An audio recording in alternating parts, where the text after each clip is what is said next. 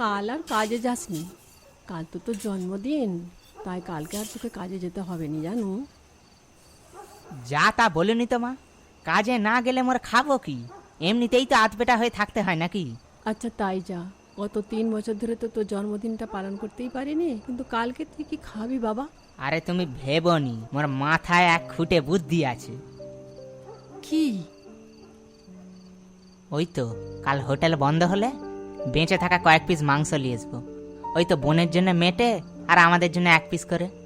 এই দাদা বল না রে, তুই সত্যিই কালকে মাংস দিয়ে আসবি? বল না। হ্যাঁ রে, তুই তো জানু মোর মাংস কত ভালোবাসি।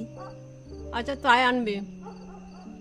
তোর মাতাল বাপটা তো সেই 3 বছর আগে পালিয়ে গেল, ছেড়ে দিয়ে সব।